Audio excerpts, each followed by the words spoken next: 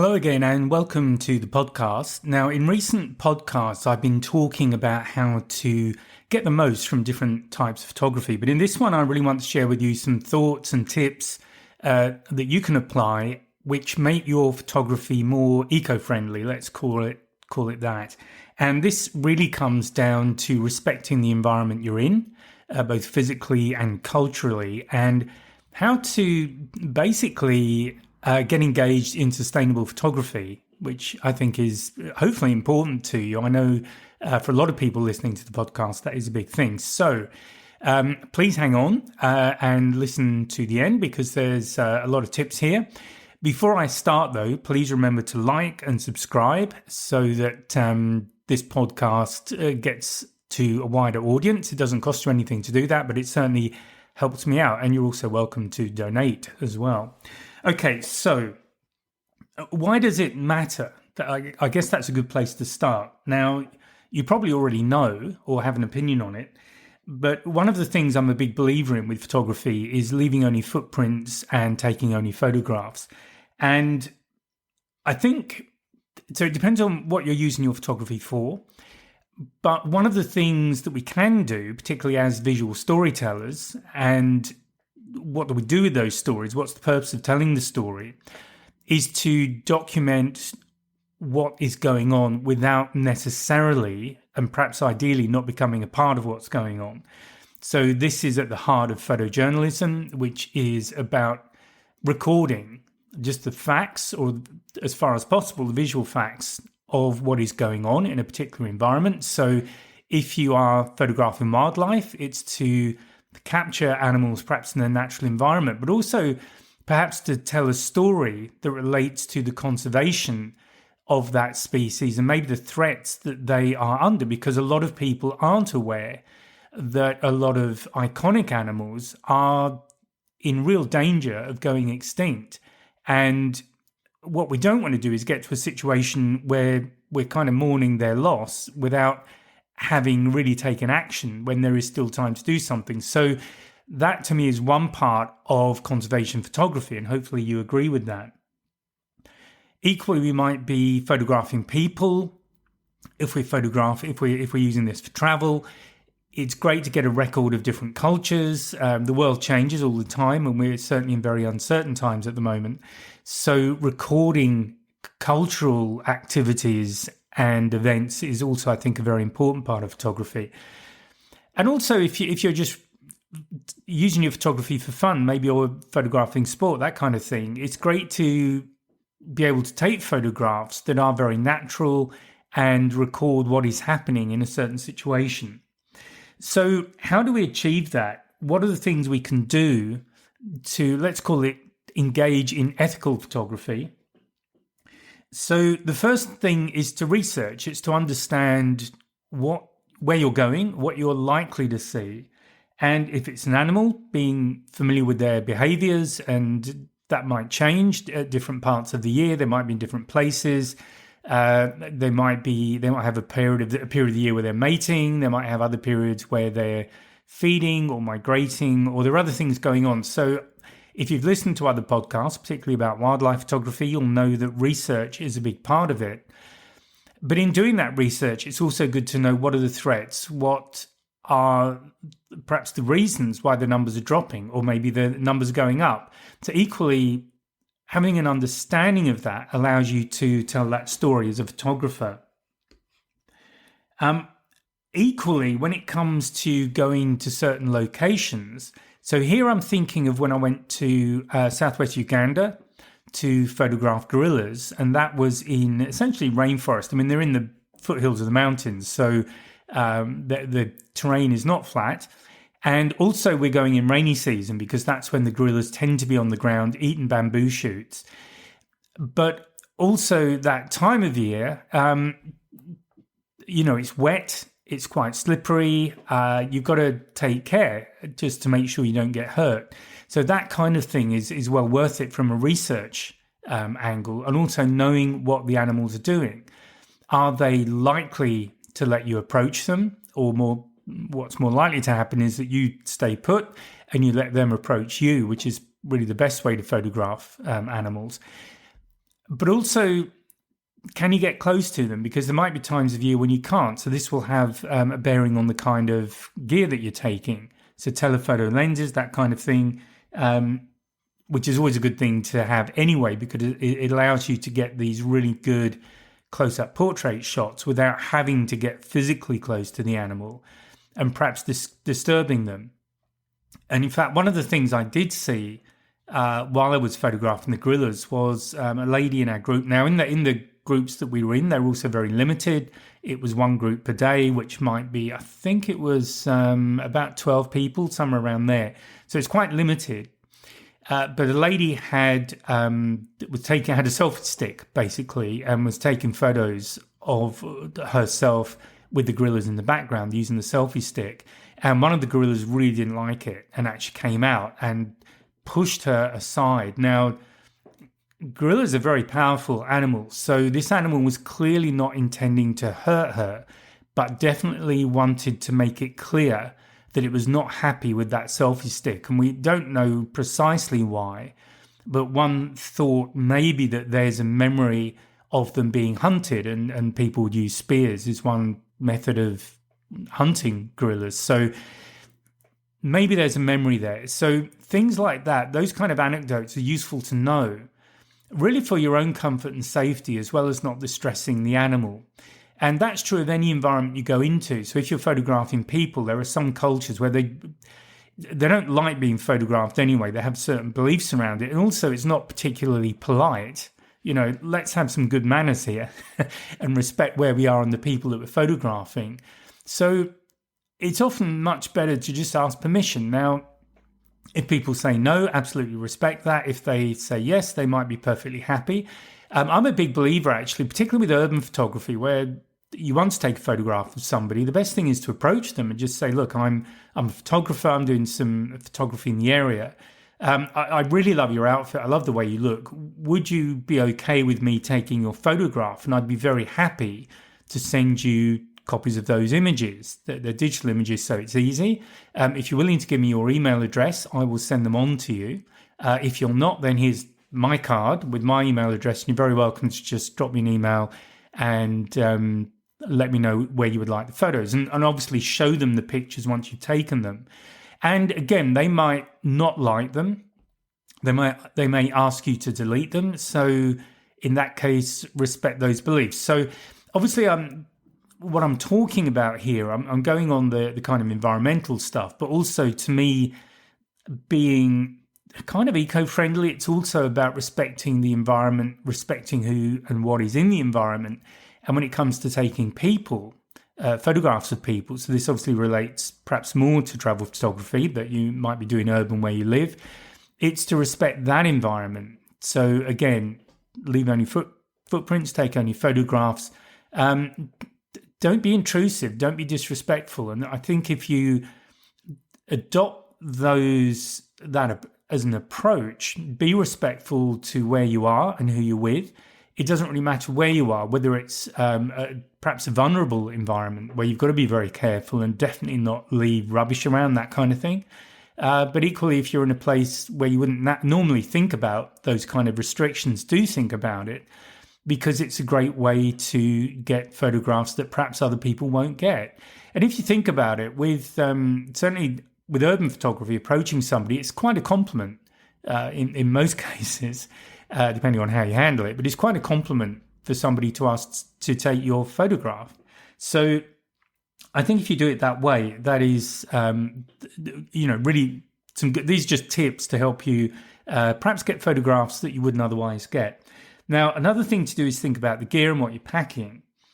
So getting eco-friendly gear in one sense can be difficult. Things like tripods, you can start to get them now. They're made from bamboo or recycled aluminium, that kind of thing. So have a look at that. The other thing is also to just think about where you're getting your gear. Now, I'm a big believer in buying good quality gear. So I tend to buy the sort of pro or almost pro level cameras. I tend to use Canon, but obviously Nikon, and there are others who build professional quality cameras. I don't buy plastic bodied cameras because of the environments I'm in, although I take a lot of care with not hitting things with the camera. So, accidents happen. So I always buy bodies that are metal, either aluminium bodies, or they've got some kind of a structure in there that makes them a little bit more rigid and a bit more tolerant, let's say, of the odd bump here and there, because accidents will happen. And I'll also buy things like zoom lenses, so I'm not carrying a lot of gear. Now, zooms are great because it does give you a lot of flexibility in how you frame subjects, and being able to zoom in close is a real benefit.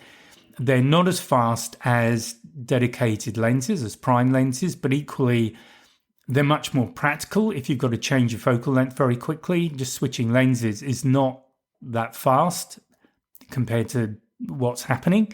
And also, you can be in environments where taking the lens off the body is not recommended. If you're in an environment that's very dusty, you really want to minimize that. And in fact, I tend to use a spray cover when I'm using my long focal length, my 100 to 400 mil zoom on my body. In environments where it's very dusty, I actually use the spray cover more in those environments than I do in wet environments. So have a think about all that. So the reason for saying this is if you buy good quality gear, it's going to last a long time. And secondly, if you think about what else you can use, so a spray cover, something like that, it helps to protect that gear.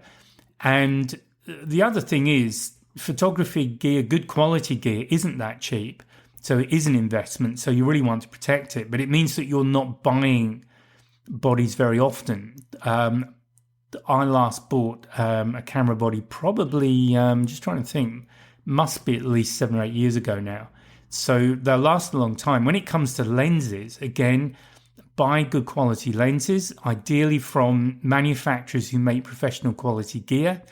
But my lenses, there are people listening to this, I'm sure, who weren't born when I bought some of the lenses I used a lot. So some of them are over 20 years old. And, why would I change them? I look after them. So I always leave the lens hood on the lens so that if it's on the camera body, if it does swing against something, and here I'm talking about being in boats at sea, so everything's moving, there's a lot of metal about, so lots of potential places where my camera can just swing in a moment and hit something. With the lens hood on, the chances are that is the bit that's going to hit something hard. And because it's plastic, it will absorb a certain amount of energy and it protects the end of the lens. Without that, it would be the end of the lens that's hitting something hard, and that could do real damage to it. So think about the quality of what you're buying, and I absolutely recommend good quality gear because it will probably perform better, it will last a lot longer, and all of that helps to reduce the number of new items that are being bought. Now, obviously, people in selling camera gear won't be too excited with me saying that, but I'm a big believer in that. The other thing, of course, is to buy second-hand gear where you can. Again, buy good quality gear, but you'll save money on it. Do always check it out. So if it's a lens, try and just test it on your camera, first of all, and make sure everything works.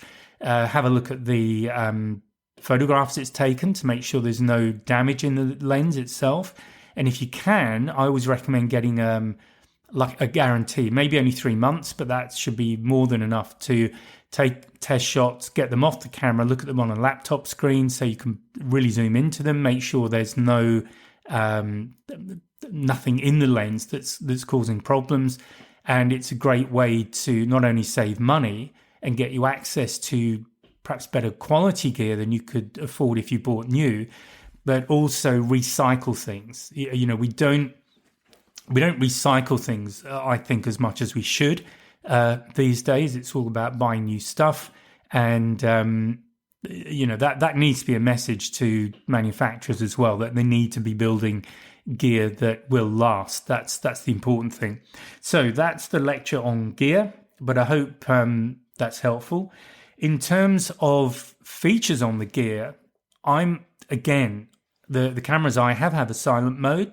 So when you press the shutter button, they're much, much quieter. I've heard some old gear that doesn't have that, and it's terrible. It's like a sewing machine going off, and if you're particularly if you're shooting wildlife, you really want to be as unobtrusive as possible, particularly if you're in a situation where you've tracked them.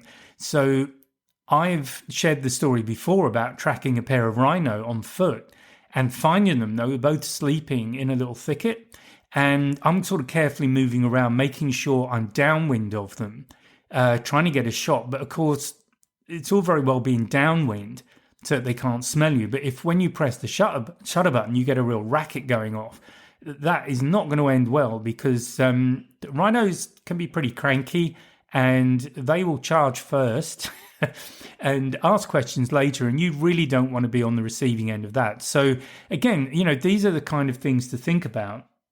You also might want to consider remote triggers, so that you can just shoot without having to press on the shutter button, particularly if you're doing a longer exposure, that kind of thing.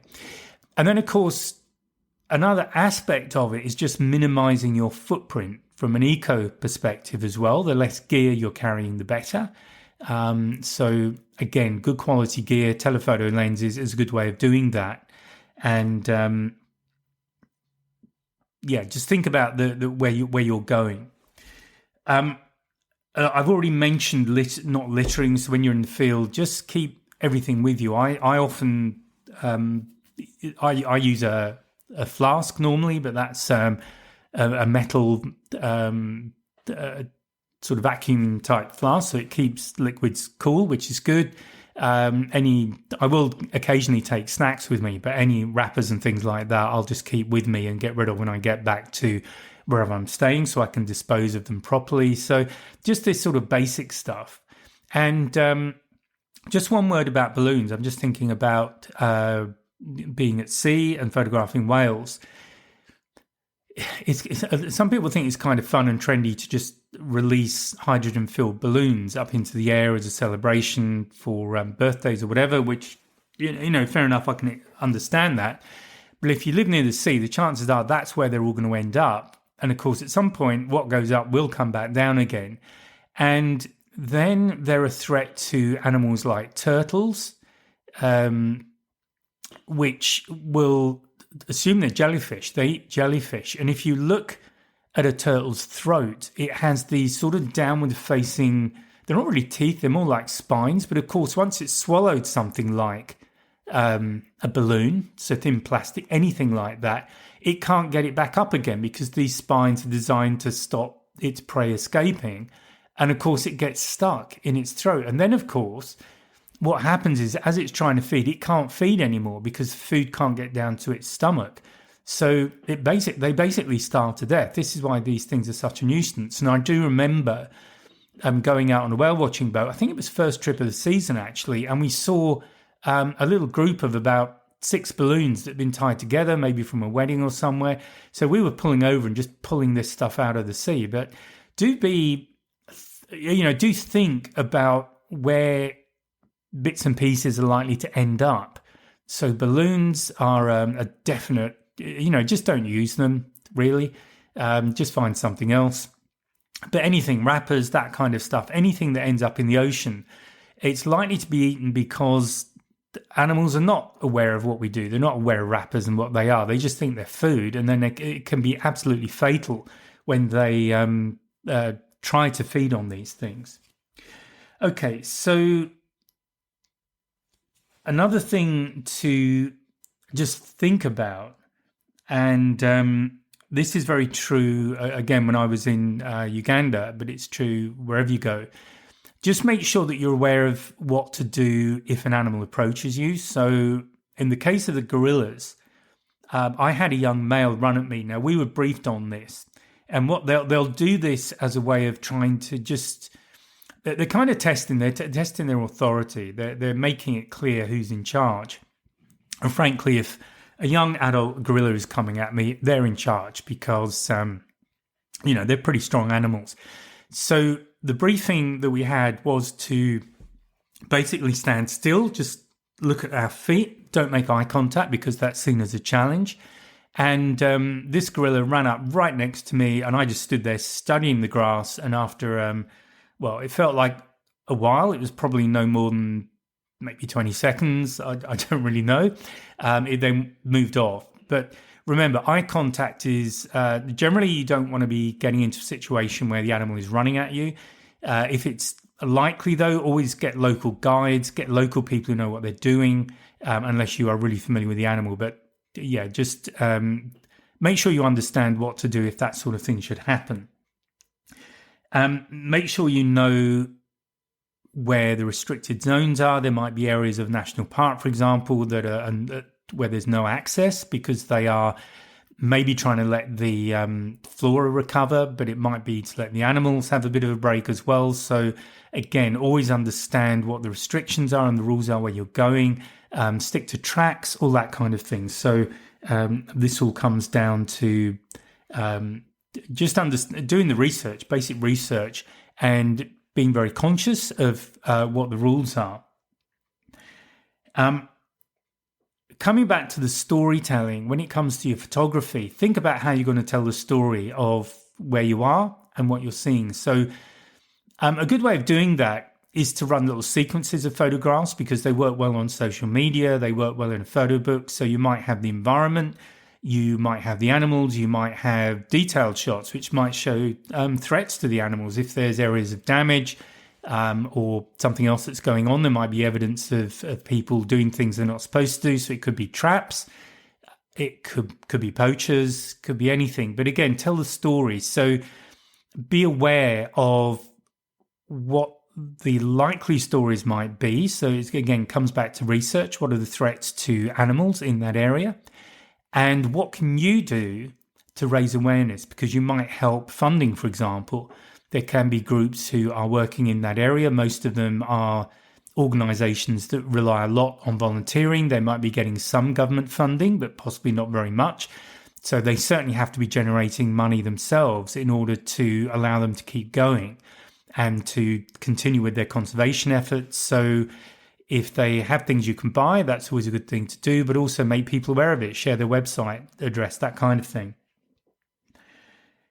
And be aware, be conscious that they might well appreciate you sharing your images with them. So it's something I've done with projects I've worked on. I've gone through images, I've done my post-processing, and then I've sent them off in a reasonably high quality JPEG form so that they can use them, they can resize them, they can do whatever. But it can get you a credit, which is also nice to have your photographs used by an organization, but you're also helping them because you might well photograph something they hadn't seen. With some photography I did in Namibia with ERA, who are EHRA in Namibia. I've done work with them. And Rachel Harris, who's the managing director there, has done a podcast with me. But one of the things I noticed when I was going through photographs I'd taken of young animals were lumps on one particular individual, had lumps on the trunk. Now, this is the form of herpes, which young elephants get. But just purely from the health perspective, I sent those images across because one of the things that ERA does is that it monitors the health of the local elephant population.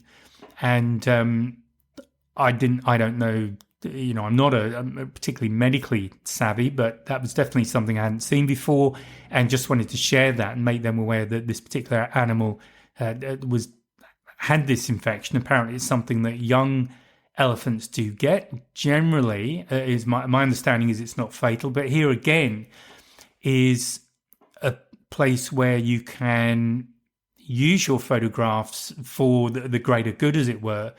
And I also use them just to raise awareness that this is just something that happens to young elephants. And I wasn't aware of it before I saw the photographs. So again, it's just sharing things that I've learned through the people who look at my images on social media. So primarily Instagram, but also Facebook and Blue Sky. So I'm there. What else can you do? So I'm going to suggest a kind of call to action here, maybe more of a challenge to you. And that is to, first of all, wherever you are, whether you're in whether you're shooting wildlife or if you're doing travel photographs or you're just shooting your local environment, I do recommend that you adopt a kind of leave no trace attitude to what you're doing and be conscious of the environment you're in. Because if we're all doing it, then things will get better. And even if you think about an urban environment, a lot of places, there's a lot of litter, things like that. I'll often just pick bits and pieces up if there's a bin nearby, that kind of thing, but definitely not contribute myself. So I do recommend that you adopt that approach and make it a habit.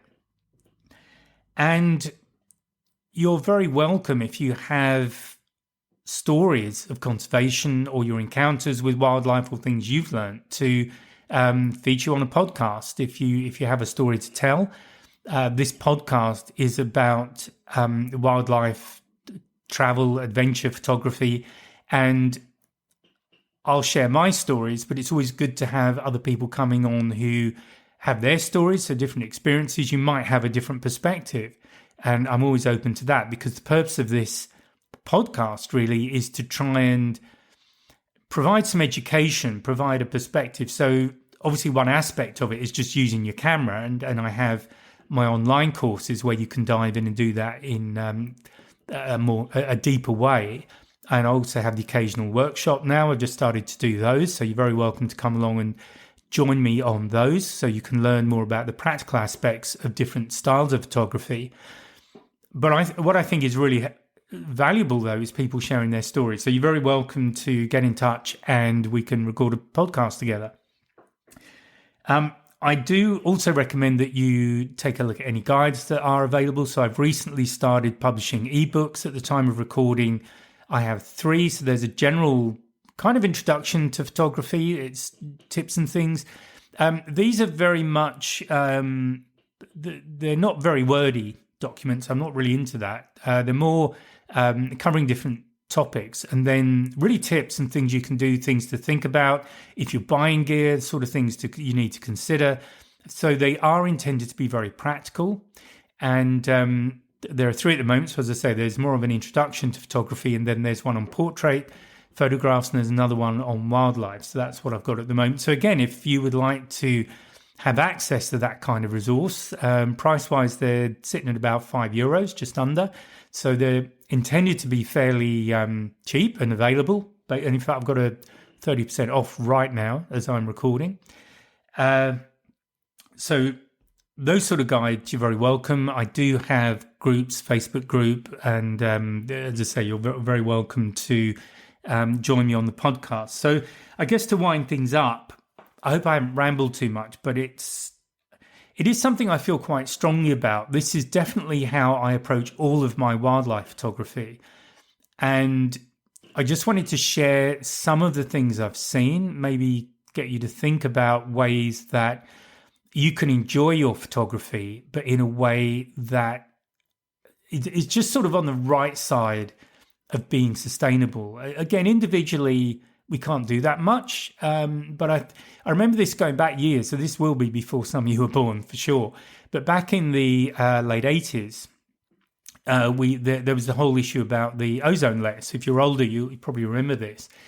And I do remember people writing somewhere. I was living near London at the time. And what we were doing was not using aerosols that had CFCs in, and refrigerators were the other things that were a real problem. And somebody was saying, well, but what difference can I make if I change my deodorant so I'm not using deodorant with CFCs in it? Because, it makes no difference at all. But somebody just pointed out that, yeah, individually, you're absolutely right. But if you want to be on the right side of these arguments, not on the wrong side, because if all of us felt that way, then nothing will change. Whereas if all of us get on the right side and do the right thing, then it does make a big change. And one of the reasons that you don't hear much about the ozone hole these days is that to a large extent it has been repaired because we took, as a community, I'm going to put it that way, as a world community, those of us who did have the choice, made the choice, and CFCs have now gone. It shows that where there's a communal effort, we can make a big difference. So I would say to you, if you feel that your individual actions are pretty irrelevant, you're not going to make a difference, I would say think again. Get on the right side of what we're doing and just be a part of that. And if enough people do that, then things will change. So that is, I think, probably an important point to leave on. Just to recap, think about the gear that you're using, minimize what you're carrying. Honestly, it's a good tip anyway, because if you're hiking for hours, it's a good idea to minimize what you're carrying, because if you are hiking for hours, you're probably carrying water, snacks, maybe raincoat, things like that. So you want to keep that weight to a minimum. But do think about the gear that you're buying. Buy the best quality you can afford. If you can, I used to buy a lot of secondhand gear when I was starting out in photography. I think pretty much all of my gear was used. It was secondhand gear. I managed to put together 2 complete systems. This is my old Minolta X700, the old film camera. But I had 2 complete sets of bodies with motor drives, and then I had a good selection of lenses. Not quite as long as I use now, but they were pretty good. I think 70-210 was my main lens, but it allowed me to do a lot. So do have a think about that, and do buy the good quality lenses. The other thing about buying good quality is you can always get them serviced, and it's good to do that every now and again anyway, but it means they will last a long time. And this is why I'm still using lenses that I bought 25 years ago or 20 years ago. And, it's over that period, they're really good value. So that, I think, is it. Thank you for listening. I hope you found that useful. I hope it's given you some food for thought. That was really why I wanted to record this podcast, and I will speak to you in the next podcast. Bye for now. Oh, and just one more thing before you go. Just remember to drop any comments that you have or questions, and I'll get back to them in a future podcast. And remember that there's a new podcast every Friday. So if you've enjoyed this one, please remember to like and subscribe, and join me on my mailing list, and you'll get a heads up about the latest podcast. So bye for now.